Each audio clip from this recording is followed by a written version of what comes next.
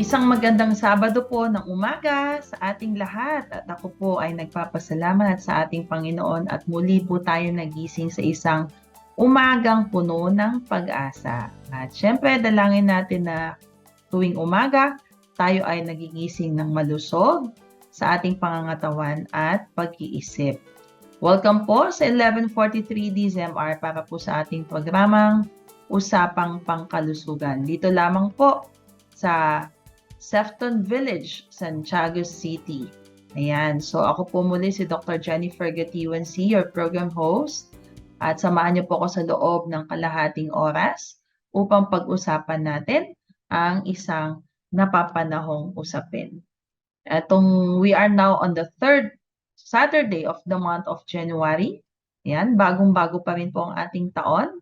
At maganda pong pag-usapan natin itong Zero Waste Month. Ayan, dahil po ang January is the International Zero Waste Month. At ito pong celebration na to ay nagmula po sa ating bansa noong taong 2012 na kung saan po ang ating mga youth leaders, they have issued a Zero Waste Youth Manifesto calling for, among other things, the celebration of a Zero Waste Month. So napakagandang project po ito, no? Lalo na talagang napapanahon. Ito po ay nung kapanahunan ni then President Noynoy Aquino na dineclare po niya as January as the Zero Waste Month. And it was then promoted widely sa buong bansa, no? Na inadapt po ng iba't ibang mga NGO groups ang different approaches to waste management. At meron isang organization na tawag po ay Gaia. Yun po yung pangalan ng ating mundo, no? Gaia. Pero isa po tong organization na sinasamahan po ng mga iba't ibang bansa, around 90 countries. And they have played a leadership role in influencing climate policy and building a world free from plastic.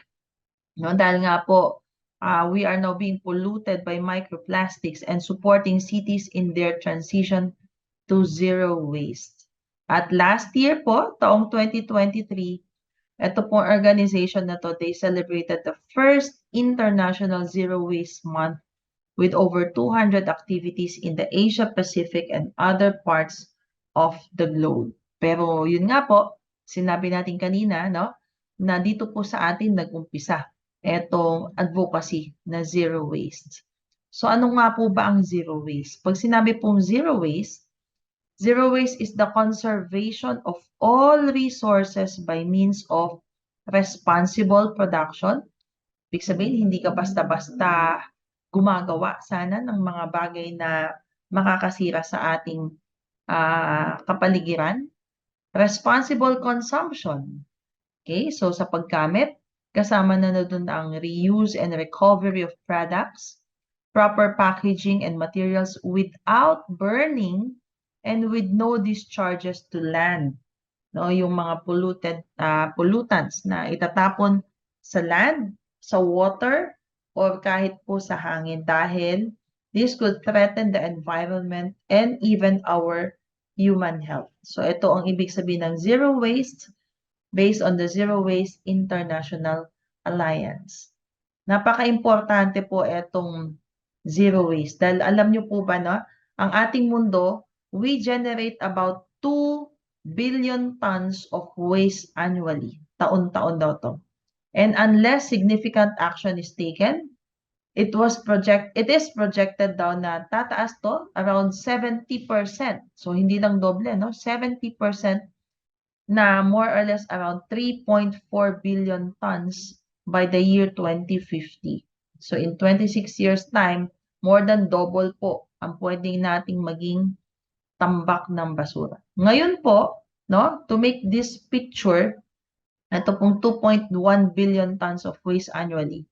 Para daw po tayong nagtatapon ng isang malaking garbage truck of plastic sa ating karagatan every minute. Ayan, ganun kadami yun. So, because of that, we are not just polluting our oceans, but also even our bodies, ang ating sariling katawan dahil po yung mga microplastic na naitatapon sa ating kapaligiran, sa tubig na isasama na yan na ating iniinom sa pagkain na ating nakakain. So, yun po ang nagiging consequence. At yun naman pong mga sinusunog na basura, no? Waste being burned in incinerators around the world will cause emissions of greenhouse gases. Ayan na nga po, El Nino tayo this year daw, no? We are still enjoying medyo malamig na panahon. Pero let's get ready daw for the El Nino, the hot summer seasons. Okay, emissions of greenhouse gases, heavy metals, and persistent organic pollutants that are poisoning our surroundings. At the same time, disproportionately harming the lower income communities dahil sila yung, kumbaga, baksakan lahat na itong mga basura na to. Remember yung kung sa ating bansa yung Smoky Mountain, na kung saan may mga communities doon na sila po yung nagiging nagsasuffer. Ayan. So, tackling our current waste crisis calls for systemic change. Kailangan ayusin daw po natin ang sistema ng garbage management. So, ang real solution daw po nito ay nasa 5 kaparaanan. Okay? To better people's lives and safeguard our environment. And also, to make sure that the next generation can still live sa isang mundong malinis. So, ano daw pong 5 pillars of zero waste? Okay, number 1, syempre kailangan may goal setting tayo na hindi na tayo magkakalat ng basura. Okay? Goal natin is zero waste. Paano kaya ito mangyayari? So, we must hold the producers accountable. Yung mga gumagawa ng mga plastic, dapat meron silang accountability. Mamaya, di-discuss po natin to. Kaya nakikita rin po natin, no, may mga company po na kinukuha nila yung mga plastics, yung mga product nila, binabawi nila to recycle, no? Number 3, tayo naman, every individual, dapat daw tayong ma-encourage for responsible consumption habits. Ayan, yung paano tayo gumamit. Okay, so maging responsable tayo sa ating gobyerno and even private NGO groups. Kahit tayo mismo, we should build zero waste infrastructure. In a small scale and a bigger scale, dapat meron daw tayong mga infrastructure now na kung saan ay pwede tayong mag-reduce, reuse, and recycle. Hindi ho nagsusunog ng basura.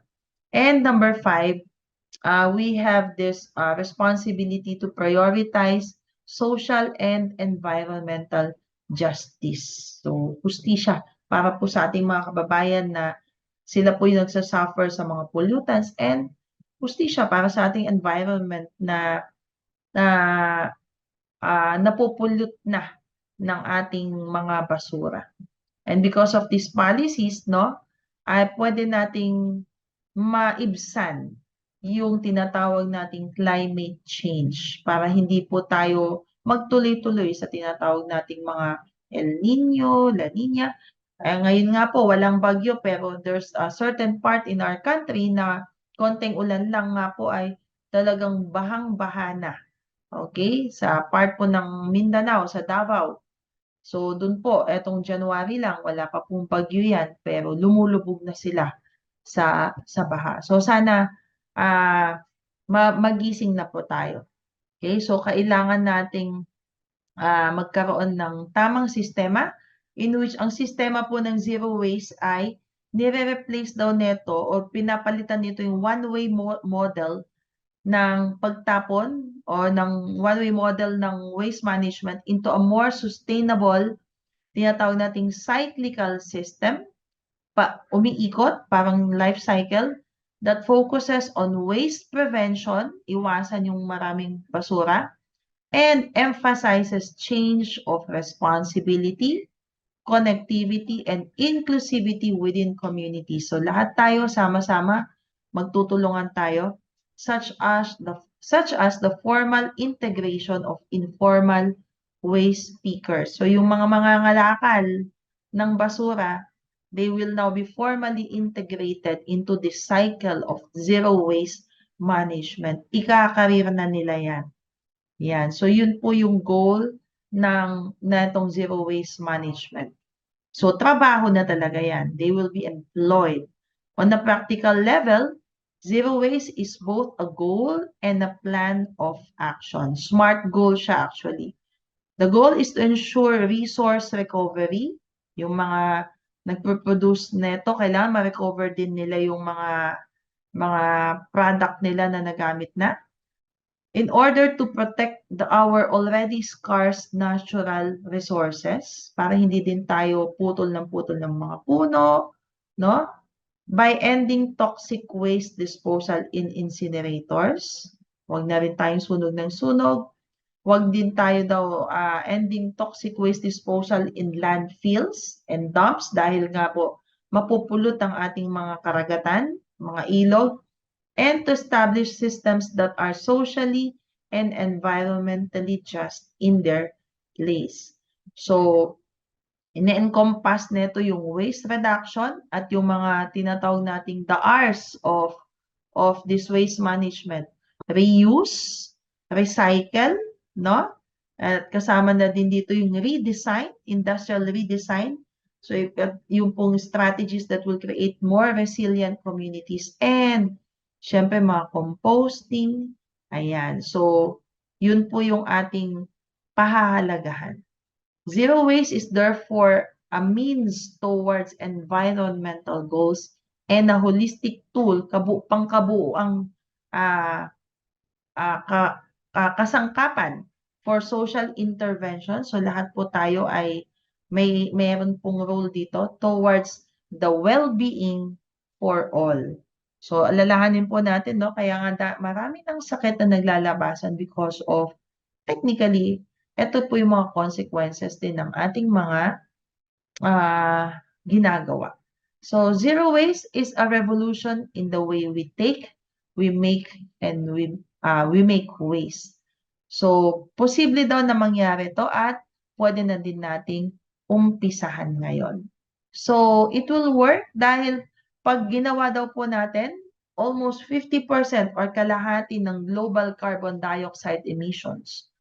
No, ito po yung air pollutant natin, can be reduced by year 2030. So, 6 years from now, pwede nating mabago ang 50% daw, no? Through switching to a circular economy, yung economy of waste management. And ang kagandahan nito, zero wage system, etong zero wage system, pwede daw magkaroon ng talagang formal jobs na more than 200 times ang mga tao rather than going into landfills and incinerators na kung saan one way lang tapon, no? Ilan-ilan lang ang nakikinabang. Pero because of yung tinatawag natin yung mga ifo-formalize na natin yung waste pickers, mas madami tayong pwedeng ma-employ na magtatrabaho. So, more jobs ang at syempre bibigyan din natin sila ng proper training.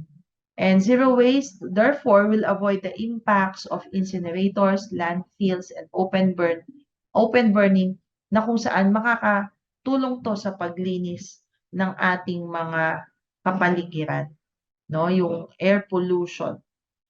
Planning for a zero waste city or community does not necessarily mean we will not produce any more waste. Pero with other policies, zero waste is the trajectory to avoid waste by ultimately eliminating materials that cannot be safely reused, recycled, or composted.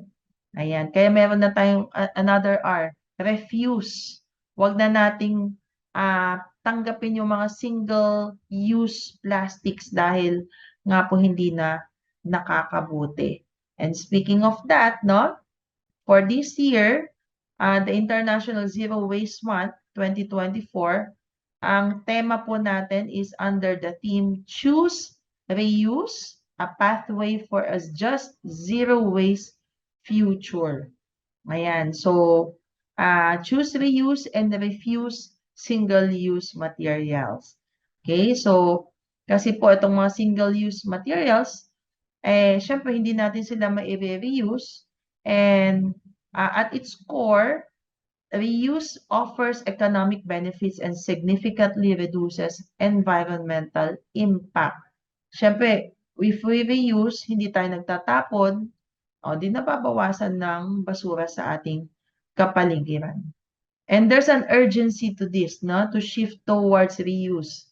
Dahil very apparent na talaga yung mga plastic leaks in our environment. Makikita talaga natin, no? Yung mga plastic nagkalat, hindi na talaga magandang tingnan. Nalulunod na tayo sa sarili nating basura. Ika nga, hindi na ito healthy. And the International Zero Waste Management also confronts the false solutions to the crisis, which is waste to energy. Ito po yung isang program na solution na ginagawa ng iba, yung WTE, Waste to Energy Incineration and Plastic Credits.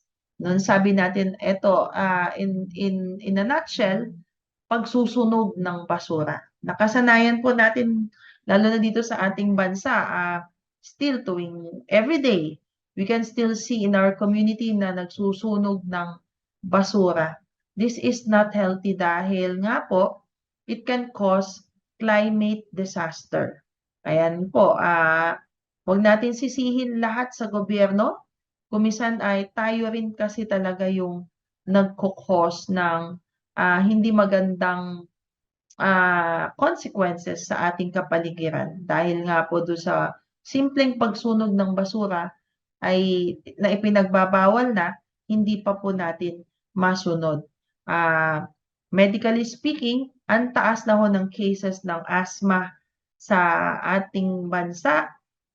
It's everyday thing. As a pediatrician, nakakaawa po itong mga batang ito na nagsasuffer sila ng difficulty of breathing, of asthma because of air pollution. So, in response, Zero Waste emerges a science-based solution advocating na from departure from harmful waste management technologies into adopting strategies such as reuse, repair, kung pwede pang i-repair, proper waste segregation, and composting. So, nakikita na po natin yan, no? Sa ating kapaligiran, no? We must use, dapat sa ating bahay, meron tayong isang sisidlan for composting organic waste. Yun yung mga nabubulok. Pwede natin yung gamitin as fertilizer. Okay? And then, reuse those plastics. Pwede natin silang gawing paso. Yung mga reusable container, doon na natin ilagay, at ang ating mga bag na paglagyan ng mga bilihin sa palengke, yung mga reusable jute bags. Okay? Yan po. Para po talaga makatulong tayo sa ating kapaligiran. Kanina ko po nasasabi, no, yung waste pickers. Ayan, ito po yung tinatawag nating just transition, no, by being transparent sa ating kababayan. Yung pong mga tinatawag nating informal waste pickers noon, o sila yung nangangalakal, i-formalize na natin. So, inclusivity, kasama, and equity. Hindi na sila yung nakakababang mga isang simpleng mga ngalakal lang. No? So, bigyan na rin sila ng talagang tamang care as well, because waste pickers are at the forefront of waste management. So they need to be recognized for their contributions and make sure that they are part of this program.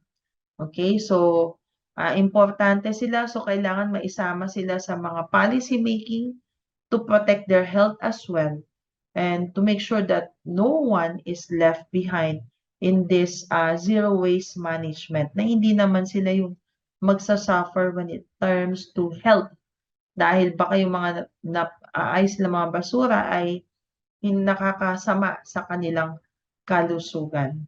So, eto po, no? So, as we identify, as we offer smart solutions, once again, identify barriers to zero waste. So, the bare minimum to living plastic-free is refuse single-use plastic bags or plastic straw. Bawal na yan. take a bag for life when you go out. Ayan, yung ating mga eco bag. Magbaon din daw tayo ng mga refillable water bottle para hindi na tayo gumagamit ng mga plastic. Okay, dahil nalulunod na tayo sa dami ng plastic. Okay, slow down and eat at home para hindi yung take out na lalagyan ay mga plastic na mga single use again. Okay, invest in some products that are recyclable, or kung hindi man recyclable, nako-compost, such as bamboo toothbrush. Ayan, yung mga products na environment friendly. Ayan. So, another one is sa Right Solutions Week, piliin natin yung mga tamang solution. Ano yung tamang solution? Mga R, reduce, reuse, okay? Repair. Ayan. So, para mabawasan yung greenhouse emissions that will contribute to climate change. And it will prevent pollutions that can cause harm to our environment. At the same time po, bawas kuryente. No? It saves us energy. Ayan. And it helps us sustain the environment for the next generation. Ayan. So, mas nakakatipid. At iwasan po natin yung tinatawag nating false solutions, yung mga incinerations, pagsunog ng basura. Dito po sa ating bansa, under the Ecological Solid Waste Management Act or the RA 9003, kasama po yung Republic Act 8749 or the Clean Air Act. It prohibits and penalizes open burning, yung nagsusunog po ng basura.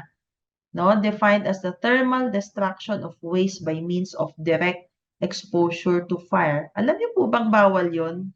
Okay, so mga kababayan, bawal na po talagang magsunog ng basura.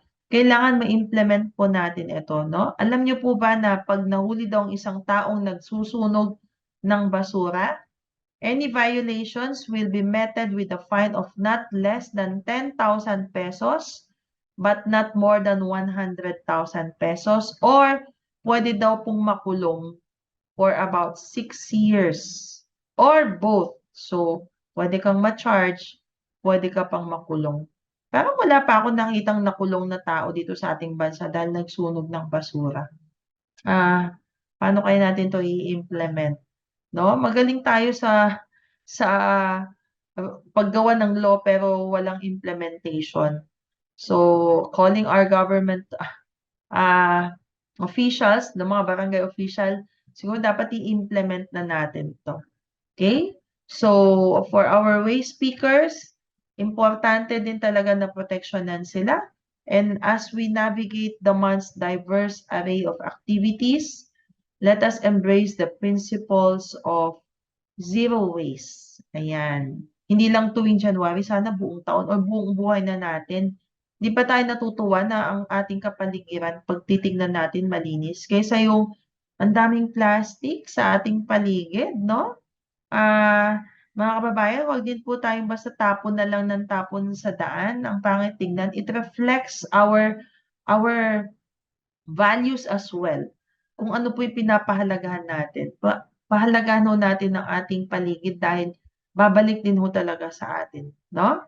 Let us work towards a sustainable future by rejecting false solution, and let's champion the inclusive science-based approaches. Ibig sabihin, na-prove na po to, no? ng theory at it works. And then we can build a world where waste is minimized, livelihoods are enhanced, and our shared environment will thrive.